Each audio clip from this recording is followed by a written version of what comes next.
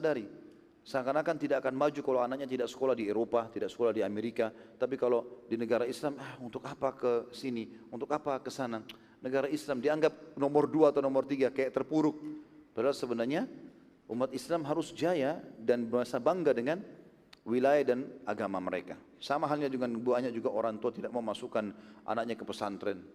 Kalau teman-teman mau buru-buru keluar karena khawatir nanti macet, macet pun itu ada pahalanya. Bubar dari majelis ilmu, tidak usah khawatir, jangan buru-buru. Tunggu saja. Ada berkahnya itu ya.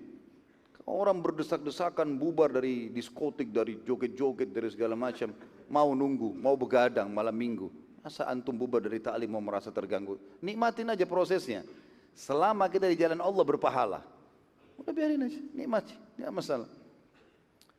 Yang kedua, setelah rahmat Allah yang luas dan janjinya benar, sehingga Mekah takluk tanpa ada perlawanan, yang berarti teman-teman, kita tinggal berusaha saja, taufiknya Allah akan datang.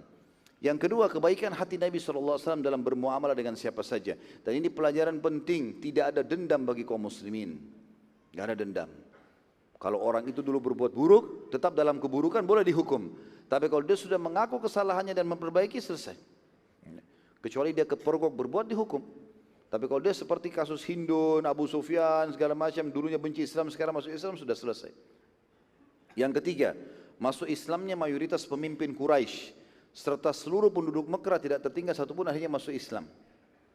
Yang terakhir masuk Islam tadi disebutkan Safwan oleh sebagian ahli sejarah mengatakan karena dia menunda sampai beberapa waktu, terutama setelah selesai perang Hunain.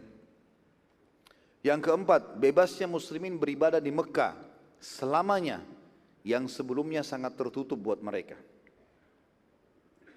Yang kelima, hancurnya semua sesembahan Quraisy, terutama di sekitar Ka'bah.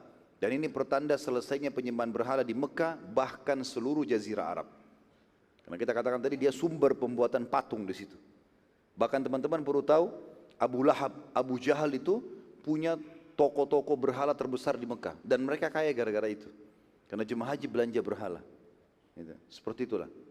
Yang keenam, bertambahnya jumlah dan pasukan muslimin, terutama di kalangan para mu'allaf. Nanti kita pelajari di perang Hunain insyaAllah, bagaimana jumlah pasukan muslimin 10.000 itu bertambah jadi 12.000. Ada 2.000 orang bertambah yang bergabung dari para mu'allaf yang baru masuk Islam. Yang ketujuh, terlihatnya beberapa mukjizat Nabi Muhammad SAW, terutama janji Allah yang maha mulia yang berhubungan dengan masalah pembebasan kota Mekah. Yang kedelapan, terhapusnya semua hukum jahiliyah. Di antaranya yang sangat fatal waktu itu adalah ada tawaf telanjang.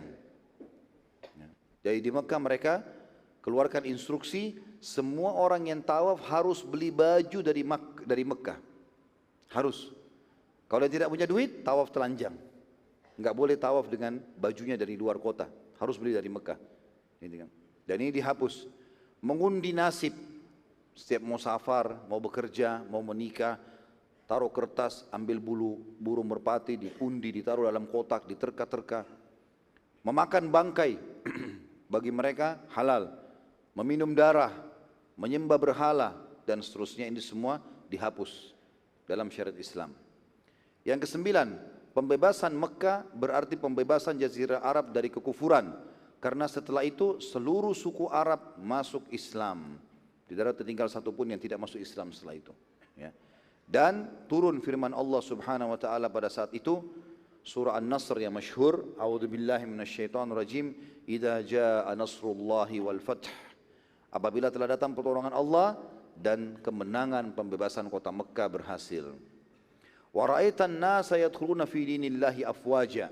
Dan engkau akan melihat hai Muhammad setelah itu manusia akan berbondong-bondong masuk Islam. Nanti kita ceritakan ini ya, waktu Nabi SAW subuh insyaAllah besok, pada saat Nabi SAW balik ke Madinah, tentu ini belum kita ceritakan, pertemuan akan datang. Besok perang Hunain dulu. Tapi Nabi SAW waktu pulang dari perang Hunain menuju ke Madinah, maka seluruh jazirah Arab pada saat itu datang ke Madinah. Saking banyaknya orang mau masuk Islam, maka sampai Madinah tidak bisa orang bergerak, padatnya orang. Suku-suku datang, syahadat pulang, syahadat pulang. Satu jazirah Arab. Ini Allah bilang, wa ra'aitan nasa yadkhuluna fi dinillahi afwaja Fasabbih bihamdi rabbika wastaghfirhu innahu kana tawwaba. Oleh karena itu bertasbihlah selalu dengan memuji Tuhanmu dan mohonlah ampun kepadanya, sungguh Dia Maha menerima taubat hamba-hambanya.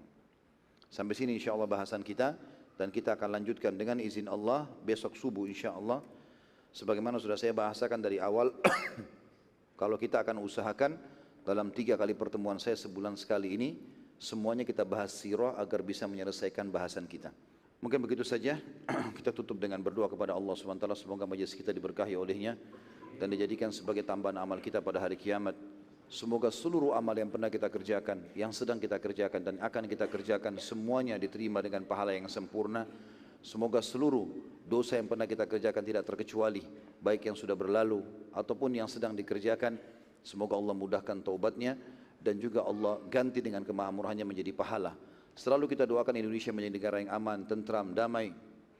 Seluruh umat Islam di bawah naungan ukhuwah Islamiyah, dan juga diangkat perselisihan di antara mereka, dan juga dalam ibadah mereka kembali kepada wahyu Al-Quran dan Sunnah. Dan siapapun yang menginginkan keburukan bagi Indonesia, negeri tercinta ini, Islam, Muslimin, semuanya dikembalikan tipu daya mereka kepada diri mereka sendiri. Dan semoga saja selama Indonesia ini ada sampai menjelang hari kiamat dikaruniai oleh Allah pemimpin Muslim yang adil, kembali kepada Al-Quran dan Sunnah, dan semoga menjadi contoh bagi negara-negara yang lain. Selalu kita doakan saudara kita di Palestina, di Syria, di Yaman, di Irak, di Myanmar, di Ahsa, dimanapun mereka berada sedang tertindas. Semoga Allah ikhlaskan niat mereka, terima para syuhada mereka, mulakan Islam di tangan mereka dan tangan kita semua, dan semoga Allah ikut sertakan kita bersama mereka di pahala, baik dengan doa, dengan harta, juga dengan jiwa kita. Dan semoga Allah dengan kemahamurahannya, baik yang hadir di masjid ini ataupun yang mengikuti acara kita live, ataupun juga yang mendengarkan dengan siaran ulang, semuanya disatukan di surga firdausnya tanpa hisab, mana yang satukan kita di majlis ilmu yang mulia ini. وصلى الله على نبينا محمد والحمد لله رب العالمين. سبحانك اللهم بحمدك أشهد أن لا إله إلا أنت أستغفرك وأتوب إليك. والسلام عليكم ورحمة الله وبركاته.